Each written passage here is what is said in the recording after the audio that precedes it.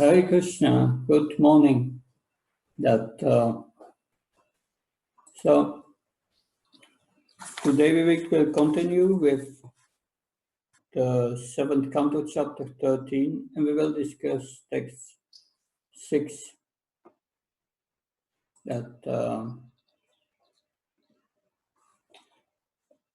Omajnana timannasya sunamsana sunakya sakshanmalitam yena tasmai Shri Gurave Namah. Chichetanyamanobistam staptam yena bhutale svamrupakadamyam dadati svapadantikam.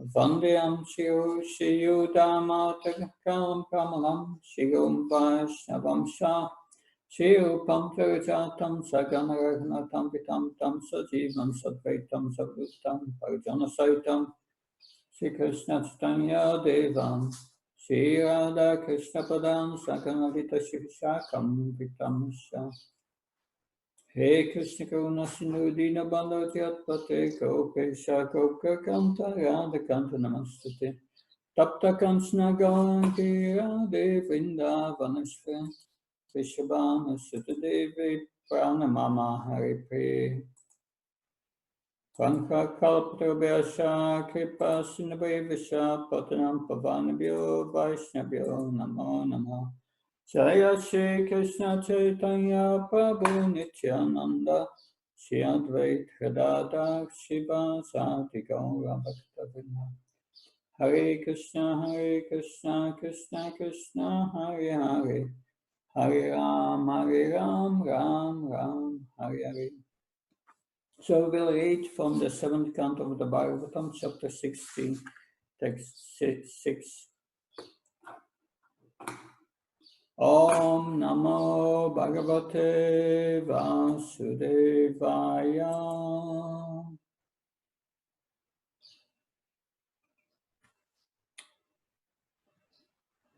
Nabhinandatu vamrityam aduvam vasya jivitam kalam param pratiksheta bhutanam prabhavapyayam. Word for word translation. Na, not, abhinandat, one should praise. Dhruvam, sure. Mrityum, death. Adhruvam, not sure. Va, either. Asya, of this body. Jivitam, the duration of life. Kalam, eternal time. Param, supreme. Pratikshita, one must observe. Bhutanam, of the living entities. Prabhav, manifestation. Apyayam, disappearance. Translation and purport by His Divine Grace, Abhay Charanavinda Bhaktivedanta Swami, Srila Prabhupada. Since the material body is sure to be vanquished and the duration of one's life is not fixed, neither death nor life is to be praised. Rather, one should observe the eternal time factor in which the living entity manifests himself and disappears. Purport. The living entity in the material world, not only at the present but also in the past, have been involved in trying to solve the problem of birth and death. Some stress death and point to the illusory existence of everything material, whereas others stress life, trying to preserve it perpetually and enjoy it to the best of their ability. Both of them are fools and rascals. It is advised that one observe the eternal time factor, which is the cause of the material body's appearance and disappearance, and that one observe the living entity's entanglement in this time factor. Srila Bhaktivinoda Thakur therefore sings in his Gitavali, Anadi karama phale pade bavarna vachale tariberna deke upaya. One should observe the activities of eternal time, which is the cause of birth and death. Before the creation of the present millennium, the living entities were under the influence of the time factor, and within the time factor, the material world comes into existence and is again annihilated. Buddha, paliyate. Being under the control of the time factor, the living entities appear and die life after life. This time factor is the impersonal representation of the Supreme Personality of Godhead, who gives the living entities conditioned by material nature a chance to emerge from this nature by surrendering, by surrendering unto Him. I repeat the verse again. Nabhinandatuvam mrityum adruvam vasya jivitam kalam param pariksheta bhutanam prabhavapyayam.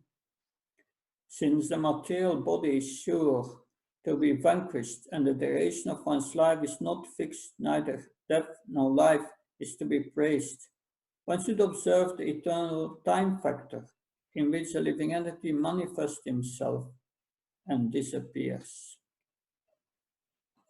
So, Srila Prabhupada ki.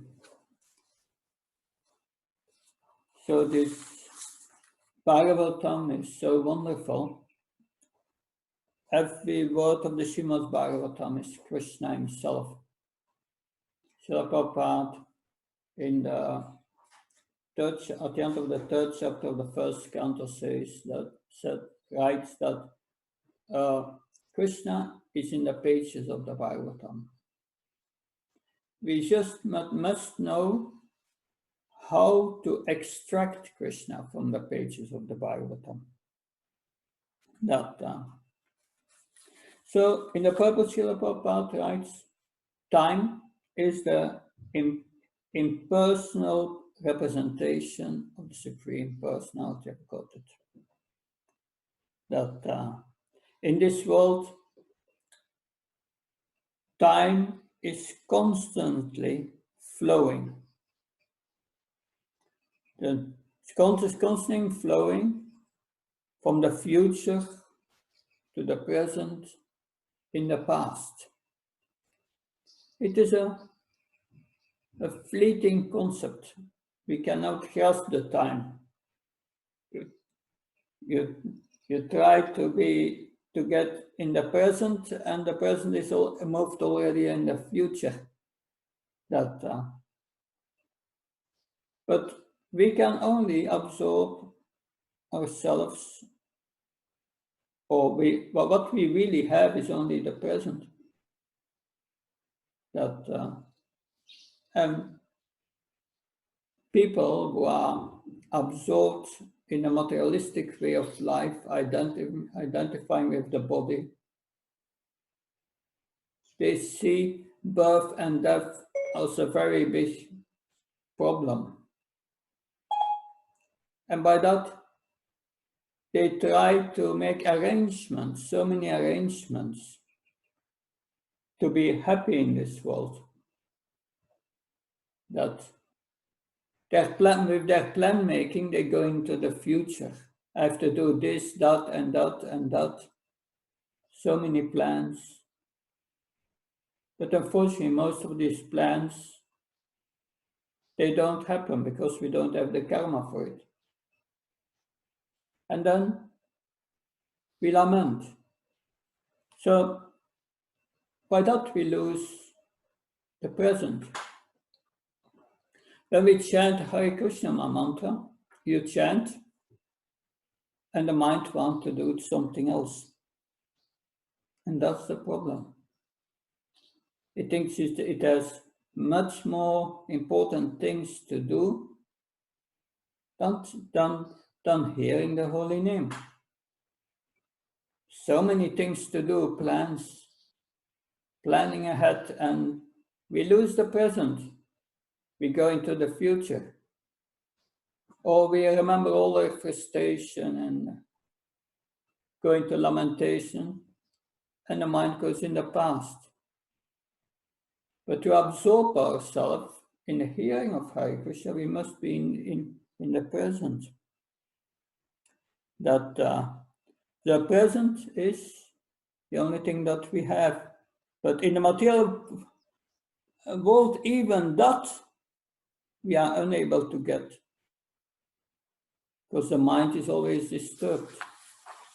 That the present immaterial nature is a fleeting concept. The present is gone immediately. A devotee sees the broader perspective, that it sees time in a broader perspective. The materialist sees, no, I want to enjoy and I want to have it immediately. No patience, no, I want to enjoy that. But by that mentality, we become attached to this enjoyment of things in this world, and we lose the ability to see the broader picture. That to see the broader picture, you must consider time.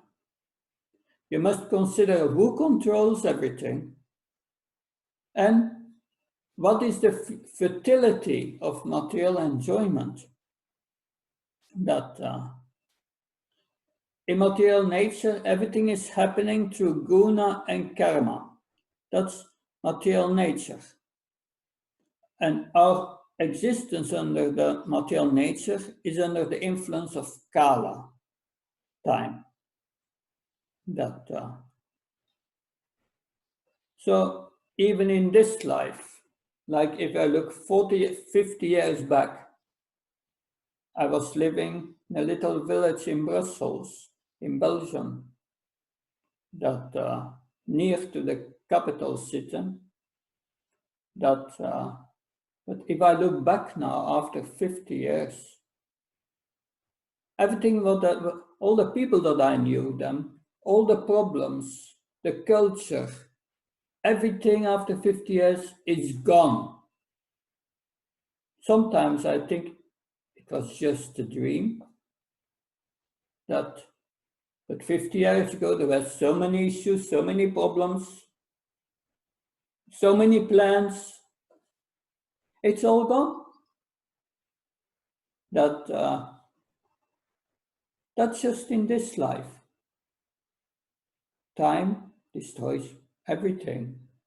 By that, everything becomes meaningless. We have gone to so many lifetimes. In each lifetime, we have been very much attached to our relatives, to our family, and our wife or our husband, and our properties, and our enjoyment, and so many difficulties to deal with. But are we now still concerned with all these relatives in previous lives and so on? We don't remember it. It's all gone. So this material existence, because it's happening in time.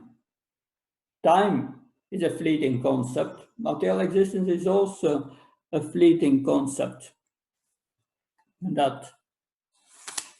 So that brings up the point. Birth and death. Are they really important?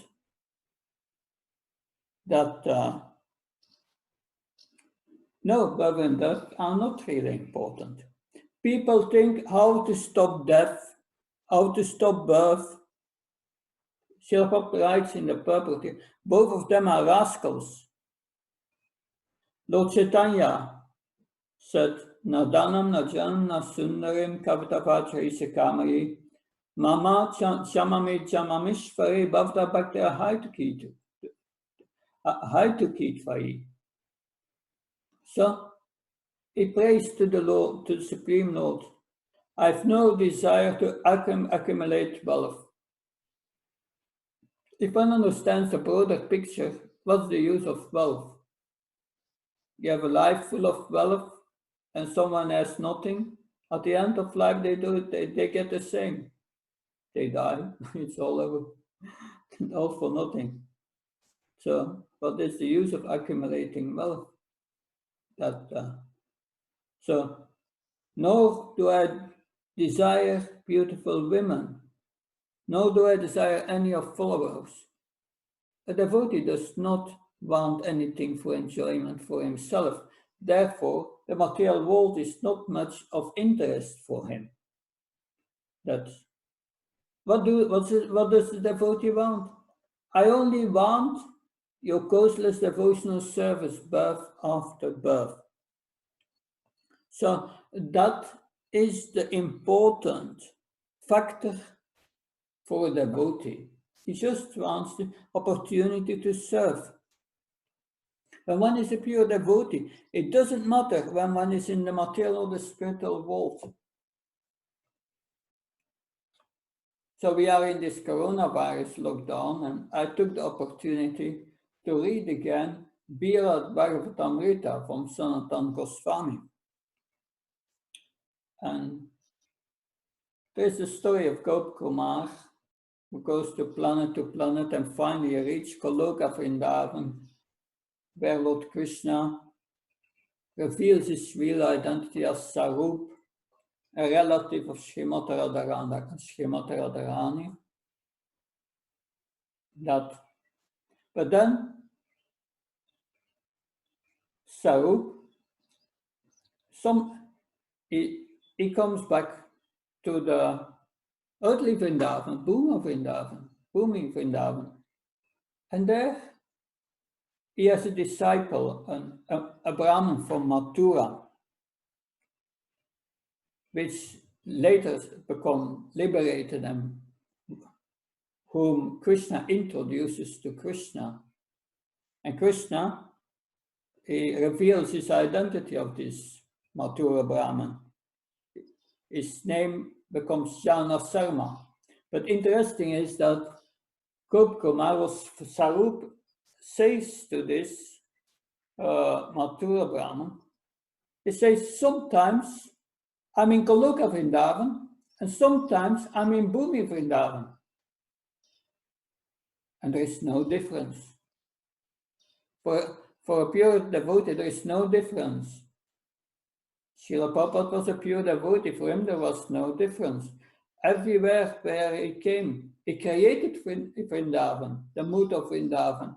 Every place became a place, became a temple, a holy place. So that's the consciousness of a devotee. He sees the eternal. And this birth and death are not very important. When we are in the bodily concept of life, we think we are going to die, and that's the end. And by that, at the time of death, our consciousness becomes really reduced. But for one who is Krishna conscious, he remains Krishna conscious. He has transcended these modes. These modes, material modes, create these situations so-called as conscious or unconscious. But that's the material platform. That we sleep at night, we are unconscious, and then we become conscious, so-called, when we get up. But these are material types of consciousness. But in the Bible, it's mentioned beyond so-called being awake in the material world, beyond the dreaming stage, and beyond the stage of deep sleep, or so-called unconsciousness, there is turiya. the transcendental consciousness. And on that, material nature has no influence. We could see also in the life of Bharat Maharaj, who became a deer, and then Jat Bharat, his consciousness remained. And he remembered his previous life. His remembrance also remained. That's the revival or the uncovering of our real nature. So for a devotee, it doesn't matter whether he's in the material or the spiritual world. In the material world, we put ourselves in the center. And in the spiritual world, we put Krishna in the center. So that is the difference.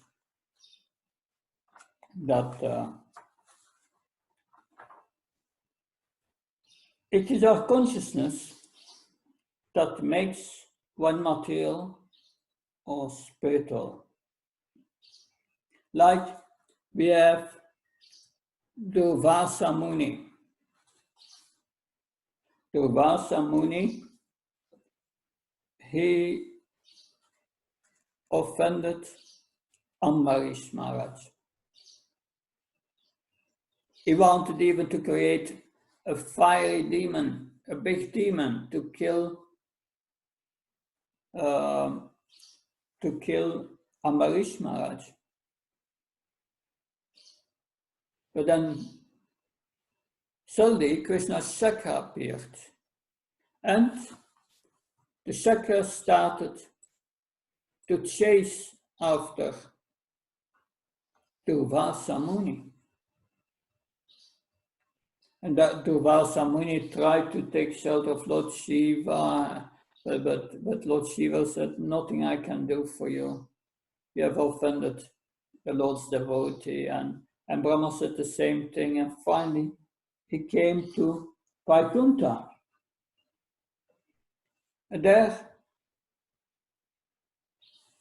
Lord Narayan told him, Sadhavaridiyamayam sadhanam ridyam tvam matam yati najanati nam tebyo managapi. The pure devotee said, is always in my heart. And I'm always in the heart of the pure devotee. That my devotees do not know anything but me, and I do not know anything than my pure devotee. So that's the intimate relationship with Krishna and his pure devotees. But what was the problem with the Durvasa Muni? Durvasa Muni was a mystic that attained the platform of liberation, very powerful, but he had one point that was missing. He was not wanting to serve the Lord, and therefore he could not stay in Vaikuntha. So for the devotee, whether one is in the material world or the spiritual world, doesn't make out. It doesn't make any difference when one attains the platform of pure devotional service. Because the devotee is not interested in enjoying anything in this world. To do always the same stereotype thing. Eating, sleeping, mating, defending. The pleasure of eating. You eat a pizza, how long can you enjoy a pizza? It's flickering, a few minutes. And then later, hungry again, and it starts again. It's one thing, it's always the same thing. Trying to give pleasure to a body, which is temporary. And by that we neglect our real self. We become incapable to understand the situation. And we we try to solve the problem. To solve the problem of birth and death, become immortal in this body like Hiranyakasipu.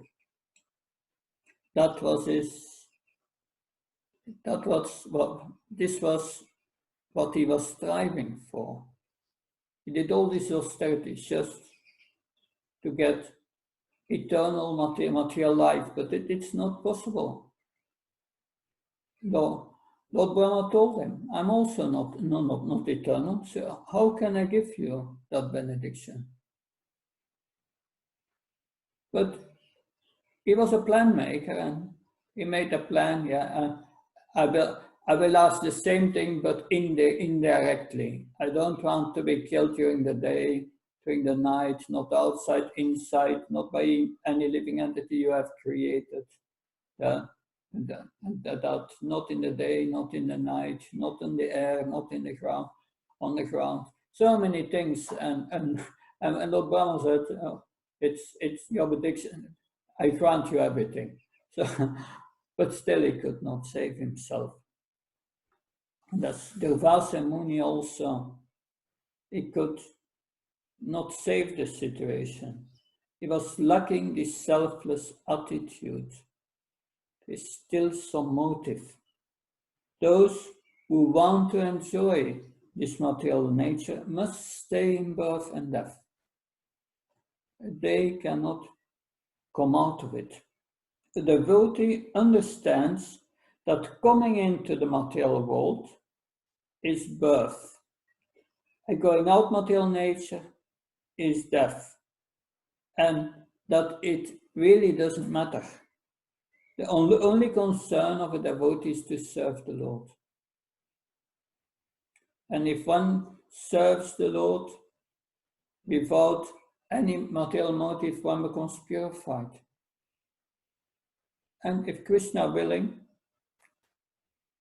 one will return to the spiritual world.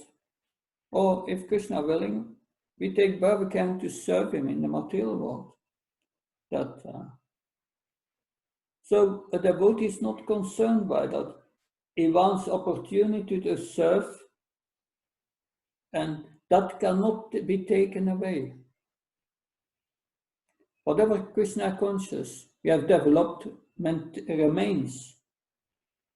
So only one who is engaged in devotional service, he is situated in really in spiritual nature. And that is the main point here. So this understanding is not only for those in the sannyas order, it's for all of us. Therefore, this chapter is called The Behavior of a Perfect Person. We must come to that state of perfection to return to the material world. That starts with desiring to use one's body, mind, and words in the service of the Lord. And that's also the goal of the business of a sannyasi. Body, mind, and words. The three danda, the three bamboo sticks. They are the sannyas holds this stick to remind him, I have to use always my body, mind, and words in the service of the Lord. And I should never forget it and never do something else in life. And that's quite a vow, because material nature wants you to do something else. So you must be very strong to do that always, because Maya and her allurements are always there, and it can become very subtle, these allurements. You have to be very careful with that. So thank you. Please let me know if there are any questions that you can either raise your hand Okay, there is a question.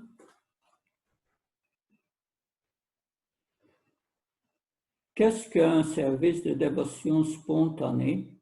Est-ce que je comprends bien quand je pense que tout simplement, c'est quand je veux vraiment le faire beaucoup? So the question is, when does devotional service become spontaneous? That it becomes spontaneous when we like to do it. That like the gopis, they don't need to chant their japa. They don't chant 16 rounds. They are not really attracted to Krishna. But Krishna says in Bhagavad Gita, in the 12th chapter, best is if you always think of me. But if you cannot always fix your mind on me, then you need to follow the rules and regulations or the rules and regulations of devotional service to develop a desire to attain me. So we follow this sadhana to develop this desire to serve Krishna, to develop this desire. And if you have the desire to serve Krishna, it becomes spontaneous, because that's what we want. But unfortunately, in this world, we want something else. The mind wants something else, because it's impure. It's impure. It's because the mind or the heart is occupied by enemies of the mind, that lust, anger, greed, madness, illusion, envy, desire for profit and distinction, and so many other enemies. And we should not follow these enemies. These enemies are in our mind. Therefore, Krishna says in Bhagavad Gita, Udaret atmanatnam atmanam avasadyat admeva yatmana bandhu admeva ripo atmana. With the mind you can uplift yourself or degrade yourself. And the mind can be your best friend or can be your enemy. It's your enemy, Krishna says, when the mind is uncontrolled. And it's your friend when it is controlled. An uncontrolled mind means that we are following our mind and the dictation of lust, anger, greed, and wanting to enjoy this world. And then we don't have a desire for Krishna. It's not there. But therefore, even if we are in that state, we follow the rules and regulations because the spiritual master says, I must chant my 16 rounds. I must follow the regulative principles. I must hear the Bhagavatam every day and the Bhagavad Gita. And by hearing, gradually our heart changes. And we get rid gradually of these enemies. Because then gradually we start to feel satisfied with what we do in devotional service. And we don't want to do activities anymore in this material world, which lead to frustration and unhappiness. And so, gradually, we get taste for Krishna consciousness. And that's the process of devotional service. So if we follow that nicely, we chant with attention, try to feel Krishna in the chanting, we try to give our love to Krishna. Then gradually, Krishna helps us to cleanse the heart.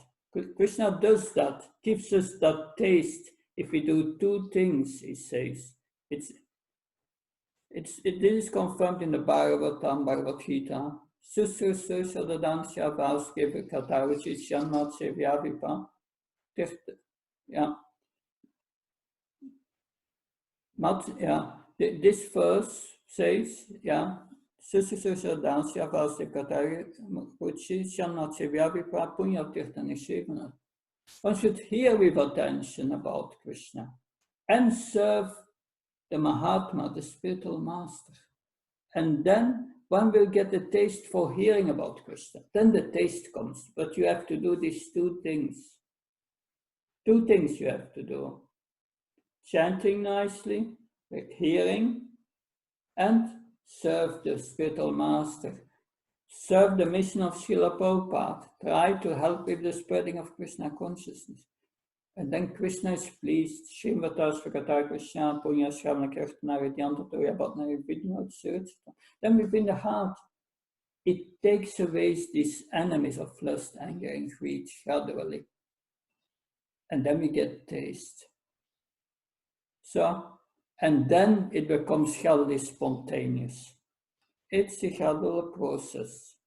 It takes a few years. We have to be enthusiastic, patience, and have determination. But sure, it works. And by every step in devotional service, we make a little advancement. And that's the steps, these are the steps towards getting taste. And what is the test? That if you are free from sex desire, then you have taste for Krishna consciousness. If you are not yet free from sex desire, the taste for Krishna will be low.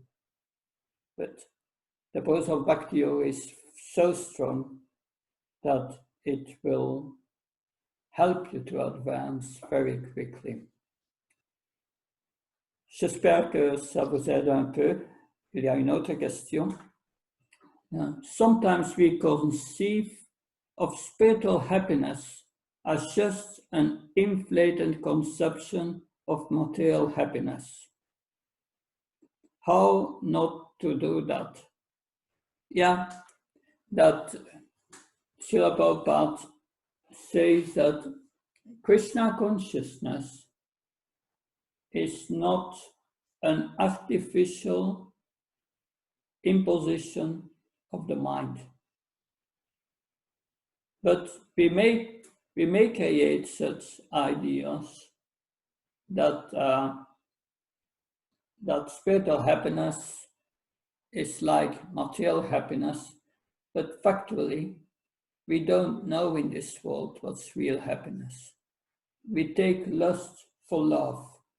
And to attain the platform of real happiness, one must develop pure love.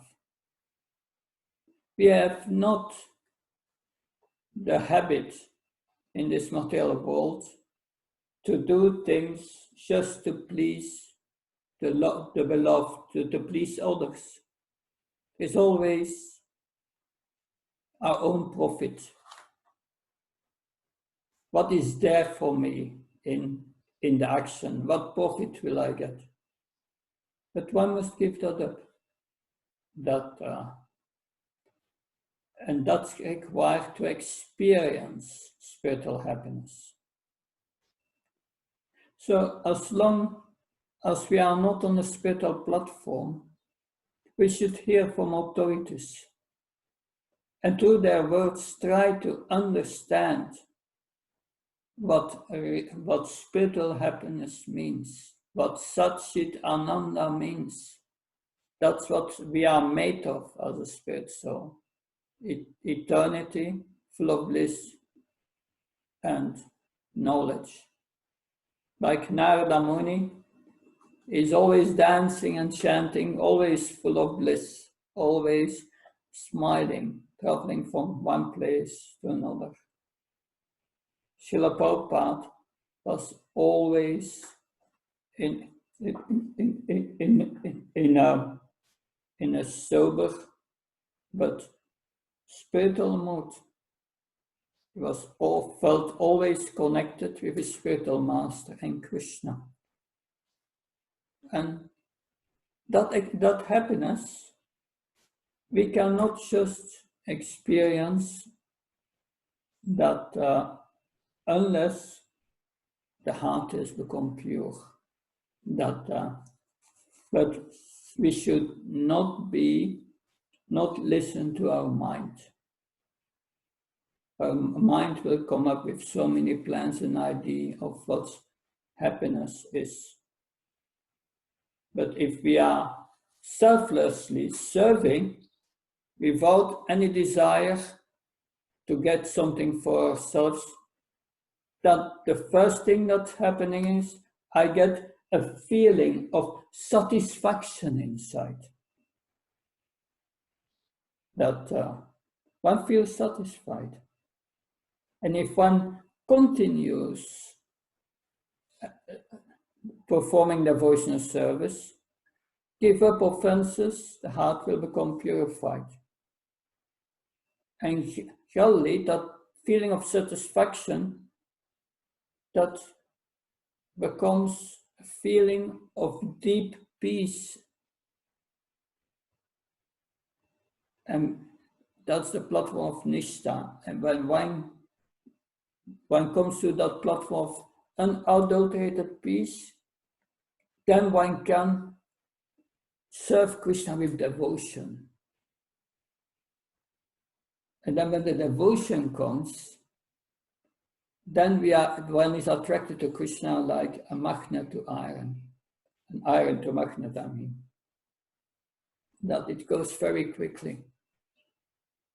And very quickly one starts to perceive Krishna in this world and within one's heart. And then this love develops. Ecstasy, the joy of devotion. So we should not listen to our mind. We can study the process carefully in Nectar of Devotion with all the stages, and then go to that process to attain it. It's not necessary to try to find out what spiritual happiness is now. You must experience this to know that.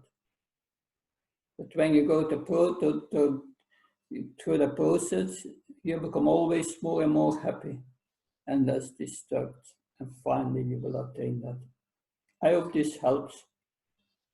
So, there are no further questions. Then we can continue tomorrow. Oh, there's another question. Comment éviter les offenses dans l'esprit? How to avoid offenses in the mind? That yes, of course, it is said in Kali Yuga, offenses in the mind are not counted. That's a benefit. But at the same time, if you commit offenses in the mind, then it may come out really. If that, so therefore, it is important to avoid these offenses. And the first thing to do is one must know these offenses. Therefore, Srila Prabhupada gave us this list of 10 offenses against the holy name, which is the major offenses. That so one should not commit offenses to the devotees who have dedicated their lives for the preaching of the holy name. And that's called by Lord Chaitanya the mad elephant offense. Destroys all your advancement. So we have to learn to see the spiritual qualities in others, in other devotees, and glorify them. And forget about these material qualities. They are not important. They are acquired according to karma. Unless you are a temple president or a manager, and you have to deal with this. But otherwise, we should glorify devotees. and see their spirit of being dedicated to Srila Prabhupada's mission and not their defects, and glorify that. Concentrate on their spiritual qualities. These are the eternal qualities of the soul. And if you do that, you will see that you will inspire others, you will cultivate better relationships and avoid these offenses. If you are blaspheming of a devotee, you should go away, not stay there. That's what the scriptures say. So these are all points of Vaishnava etiquette, and we should learn that. There are in the Nectar of Instructions 6 ways to 6 things to do and 6 things to avoid. We should study this and try to follow that. And by that, our heart will become purified, and these offenses in the mind will not come up anymore.